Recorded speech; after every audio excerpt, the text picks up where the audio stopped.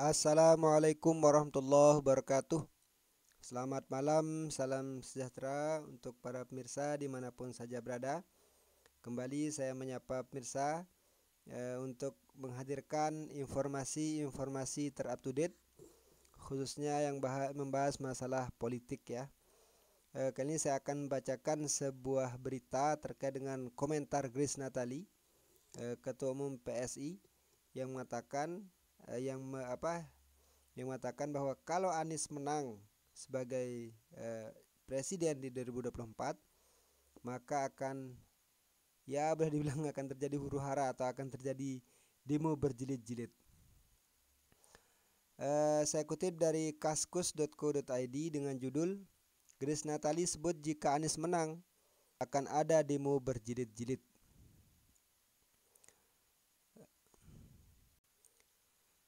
Fajar.co.id. Wakil Ketua Dewan Pembina Partai Solidaritas Indonesia PSI Grace Natali menyatakan bahwa jika Anies Baswedan menang, maka dua ormas yang kini dilarang pemerintah, yaitu FPI dan HTI, akan membawa peristiwa tidak baik. Grace Natali yakin bahwa FPI dan HTI akan menuntut hak mereka kepada Anies karena loyalitas yang mereka berikan, dan Anies akan sulit menolak karena dampak besar yang mungkin ditimbulkan. Bagaimana kalau Anies menolak tuntutan itu? Tentu akan ada demo besar-besaran. Mungkin akan ada gelombang demo berjilid-jilid, ujar Grace Natali melalui kanal YouTube Cokro TV pada Jumat 3 Februari 2023. Sementara itu, Grace sendiri menganggap sikap dan dukungan yang Anies dapatkan sangat bertentangan karena ia percaya bahwa Anies melakukan politik identitas. Warganet di Twitter pun cukup ramai membahas pernyataan itu. Yang demo cuma PSI, tulis pemerhati sosial politik Tato Sugiarto melalui akun Twitternya @kianzi. Dikutip Sabtu 4 Februari 2023. Yang demo karena Anies Baswedan menang Pilpres pasti kaum radikal. Mereka tak siap menerima kekalahan, balas warganet. @psi_id kakak, marilah legowo hati mengakui prestasi dari kinerja apik siapapun di negeri ini. Apalagi yang sudah seperti Pak Anies banyak memberikan kebanggaan untuk Indonesia baik di dalam atau di luar negeri. Jangan memelihara kedengkian sepanjang hayat. Mari bersatu untuk negeri, sarannya. Ternyata PSI lebih awal memprediksi kemenangan Anies, tambah lainnya. Seperti diketahui, Anies kerap menyuarakan bahwa dirinya adalah sosok yang moderat dan toleran dengan mengunjungi sejumlah tempat ibadah. Anies bahkan memperoleh dukungan dari pastor, pendeta, bahkan diberikan nama Yohanes saat mengunjungi Papua. Demo berjilid-jilid, serius? You and what army? Padahal Anies sudah diterima di kalangan rakyat dan mendapat berbagai dukungan. Cuma barisan pembenci yang kerjaannya nyinyirin prestasi beliau. Yakin gak akan ada demo karena cuma modal nyinyir di mari. Itu ya para pemirsa terkait dengan komentar kalau warganet menyebutnya nyinyiran. Ketua Dewan Pembina PSI, bukan ketua umum ya. Mohon maaf kalau ketua umum PSI itu Giring Ganesa Jumario, atau lebih kenal dengan nama Giring Niji ya.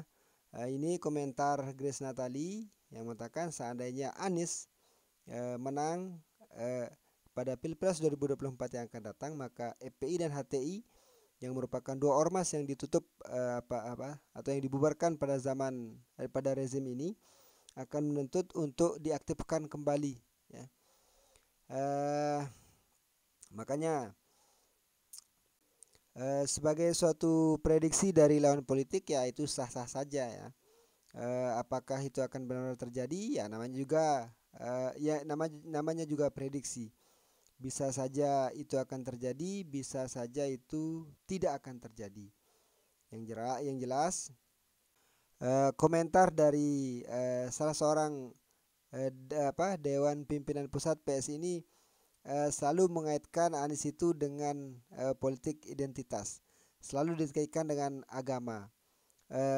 Maka tidak heran kenapa Surya Chandra atau para kader-kader pentolan-pentolan PSI yang lainnya yang keluar dari PSI. Salah satu alasannya adalah karena PSI ini selalu menggunakan polarisasi atau politik identitas dalam menyerang lawan politiknya. Dalam hal ini Anies Baswedan. Dan hanya satu yang menjadi musuh PSI yaitu Anies Baswedan. Selain Anies Baswedan tidak ada. Ganjar Pranowo, pingin sekali kita mendengar misalkan PSI membuka suaranya, memberikan komentar menohok misalnya kepada Prabowo Subianto atau kepada Ganjar Pranowo, misalkan terkait dengan banjir yang terjadi di Jawa Tengah, PSI bungkam. Atau ketika terjadi kasus Wadas, ya, yang sempat menghebohkan menghebohkan publik beberapa waktu yang lalu di Jawa Tengah, itu juga bungkam. Terus terkait dengan provinsi Jawa Tengah yang tercatat sebagai provinsi termiskin nomor 2 di Pulau Jawa, PSI juga bungkam. Kenapa hal tersebut kenapa tidak memberikan kritik? Kenapa tidak memberikan komentar-komentar menohok lah seperti yang diberikan kepada Anies Baswedan? Sepertinya PSI belum bisa move on. Sangat khawatir sekali, ya. Sangat khawatir sekali seandainya Anies Baswedan akan terpilih nanti di Pilpres 2024 yang akan datang. Ya, seolah-olah Anies ini sudah dipastikan akan menang, sehingga seolah Anies ini sangat berbahaya, akan membuat NKRI hancur.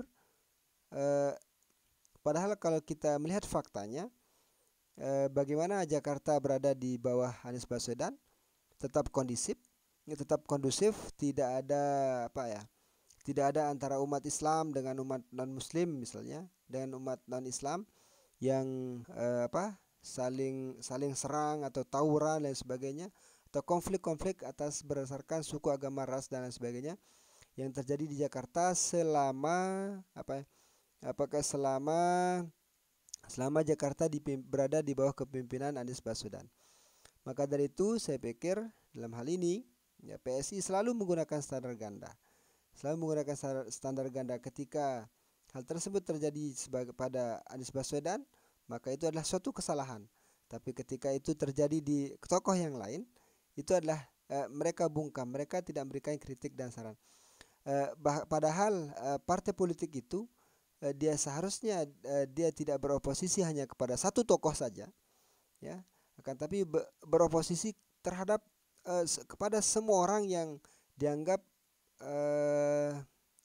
boleh bilang kepada siapapun, ya, yaitu partai atau individu yang anggaplah gagal dalam melaksanakan dalam melaksanakan program-program yang dilaksanakan ketika memimpin sebagai kepala daerah. Ganjar Pranowo sudah 10 tahun memimpin, hampir 10 tahun, ya, sudah 2 periode memimpin Kabupaten Provinsi Jawa Tengah, akan tapi tidak ada perubahan yang signifikan. Bagaimana konsep Ganjar Pranowo terhadap pembangunan di Provinsi Jawa Tengah? Bahkan dari kader PDIP sendiri yang merupakan partai dari Pak Ganjar itu mengkritik habis-habisan, ya. Apa prestasi Ganjar sehingga dia layak untuk dicalonkan? Itu kan dari internal sendiri, ya. Akan tapi ada dari kubu sebelah, anggaplah seperti PSI ini, yang begitu bahkan berani mengumumkan Ganjar sebagai calon presidennya, meskipun pada ujung-ujungnya dia juga minta maaf kepada PDI Perjuangan karena telah mencalonkan kader orang, ya, bukan kadernya sendiri. Maka dari itu PSI kalau tidak mau dihujat oleh publik, ya, terutama oleh pendukungnya Anies Baswedan, ya harus evaluasilah bagaimana cara berpolitiknya. Atau mungkinkah PSI ini memiliki kakak pembina yang yang dimana terus didoktrin oleh kakak pembinanya itu untuk terus menghujat setiap kebijakan Anies Baswedan. Menarik untuk kita tunggu seandainya seandainya Anies Baswedan menang pada Pilpres 2024 yang akan datang, akan seperti apa sikap politik dari PSI? Apakah akan tetap seperti ini atau jangan-jangan nanti akan menjadi diehardnya Anies Baswedan? Kita tidak apa ya? We never know. Kita tidak pernah tahu apa yang akan terjadi di masa yang akan datang. Prabowo saja bisa gabung dengan Jokowi. Tidak menutup kemungkinan juga PSI akan menjadi diehardnya Anies nanti seandainya Anies menjadi presiden di 2024. Sekian, selamat beristirahat. Jangan lupa like, comment, and subscribe. Assalamualaikum warahmatullahi wabarakatuh.